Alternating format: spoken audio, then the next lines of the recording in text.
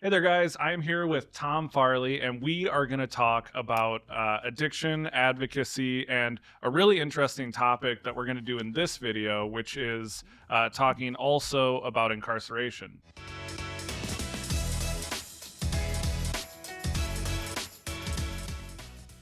I'm really excited to be having this conversation with Tom Farley. I want to give Tom a second to introduce himself. So, Tom, can you let my followers know who you are and what you do? Sure. Yeah, Tom Farley here in Madison, Wisconsin.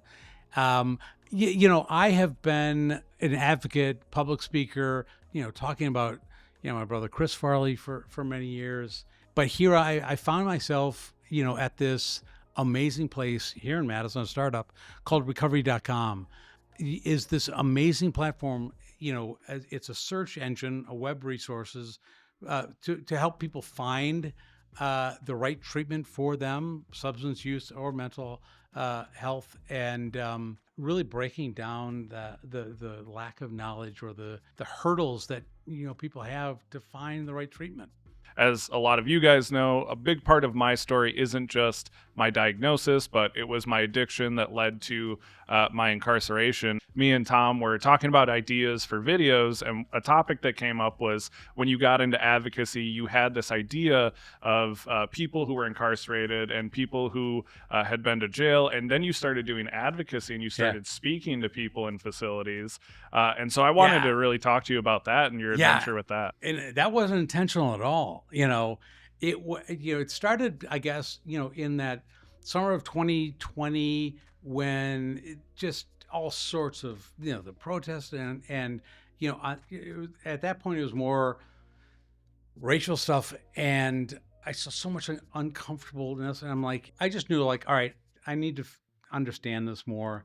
I need to lean in, but not just study it and care, but I need to lean into it. I Yeah. That's the only way you really, and by doing that, and mostly, shut up and listen kind of thing. Yeah. But I was there, and it changed me, and that was wonderful. And I felt really good for the first time about kind of doing that work and leaning into some place that I, kind of avoided, through any number of reasons, but that had benefits.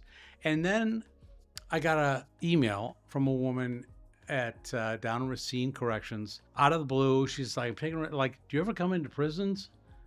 And it hit me like, no. And I had just gone through this experience, and I've done so much work on the stigma around addiction, Hmm. because I love that advocacy of fighting stigma, and I just did that with the summer 2020, all the Floyd protests, and felt good about like what I did there. And then this question came up, and I'm like, oh my God, I'm probably walking around not with stigmas, but definitely opinions and judgments, even maybe because of the environments I like that I wasn't aware of. And now this question got posed to me, and I'm like, oh man, okay, I got to lean into this now too. Yeah. And I said yes. And what the beauty of it was, once I said yes to one, apparently they talked. And next thing you know, I'm doing this whole tour of Wisconsin Correctional Institutes. And it was, but and again, it was really, it was through my recovery, story and advocacy. I was asked to come in and talk to. We do recovery work with people in recovery in the prisons? I'm like, yeah, and like the first time I went in, I just felt like, understand. If you understand anything, understand this. I'm not here to give you a presentation, tell my story, motivate you. I'm here because I'm in recovery. You're working on. This is where I need to be and who I need to be with. Yeah. Please understand that, because you know, you think I'm here to help you heal, but I'm doing that. I'm healing. Yeah. You're helping me with that, and just being authentic and honest. And it was incredible. And one of the first things I noticed, again, I like, why should I care about prisons? That I don't have. That's somewhere else. Yeah. Yeah. Doesn't concern me. That's But disconnected from me and and yeah. what I do. But Yeah. then I thought, like, how many people are walking around my community and that I'm engaging with have this experience. I'm guessing a lot, Yeah. but I avoided that thought too. There's the stigma. I talk a lot about to communities like, there are people that had addiction that wrote themselves off. Our communities wrote them off. Families wrote themselves off, and here they are walking around doing amazing stuff, probably more amazing than you and I ever did. And we need to celebrate that. We need to identify that, and they shouldn't be walking around with our stigma, because they're doing amazing stuff. And that's by doing that. And then I thought, like, yeah, do the same thing here. It's the same thing. And yeah, so I want to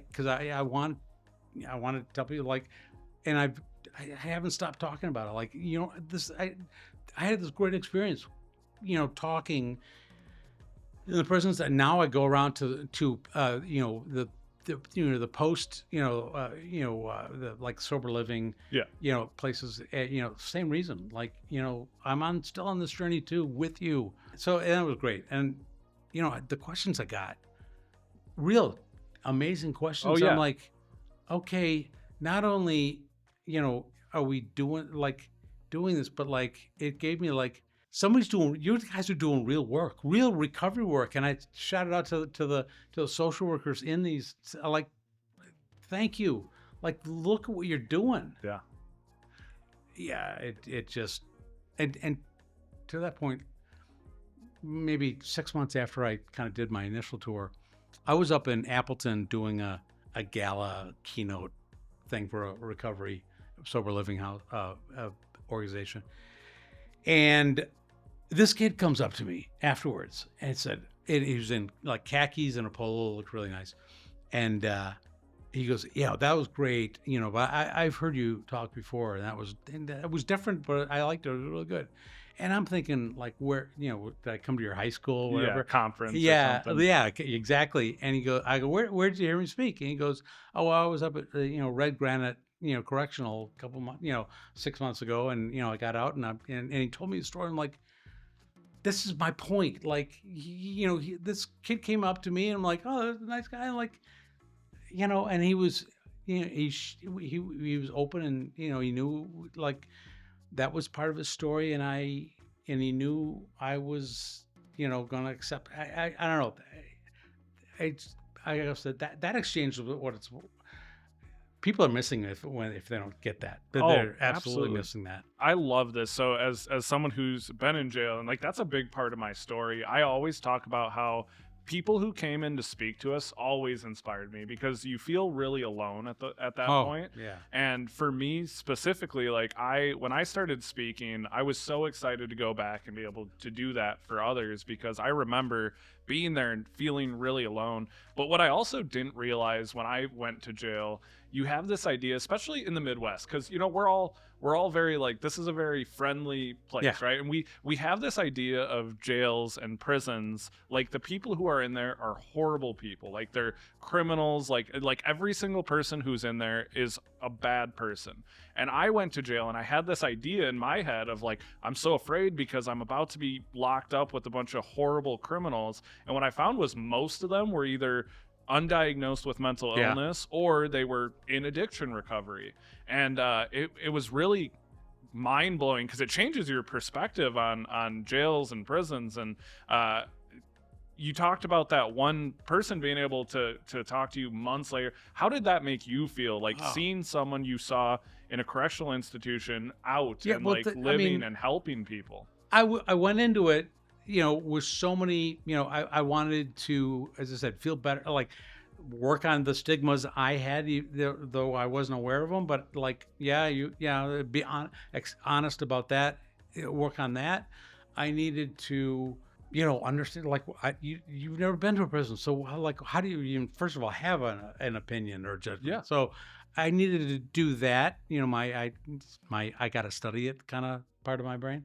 And I was hoping that at some point I would have an encounter like that, like I have with recovery groups and, people that had, a history of substance use, or like, because I'm with those people all the time, Yeah. telling my story and feel amazing every time. There's this connection, sense of belonging, and I was hoping that I'd get that from this group too, and it was that one kid. And just to get off subject a little bit, in recovery, we talk a lot about gratitude.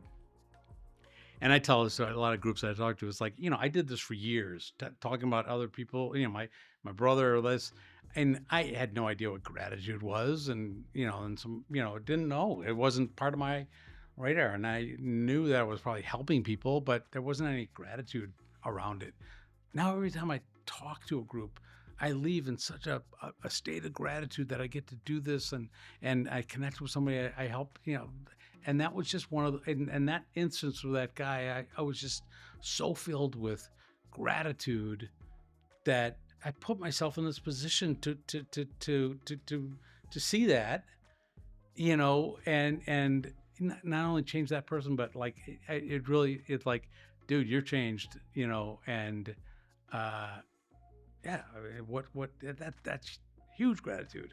Yeah. Yeah, it just, even at that event when I was doing, this keynote and feeling good about it, but that one at the very end, like, I thought about that the whole way home from Appleton to Madison, like, that was Well, awesome. and you still think about it today. So, yeah, that's awesome. It is. Yeah, it's almost like, that's why I need more of that. Yeah, absolutely. Yeah. Well, thank you so much for sharing all this. I really appreciate it. Yeah, appreciate you. If you guys want to follow Tom or learn more about his journey, you can find him on LinkedIn or Facebook. Be sure to like this video, share, and subscribe. And be sure to check out the other video. This is why I save these for the end. And be sure to check out the other videos I did here with Tom on this page.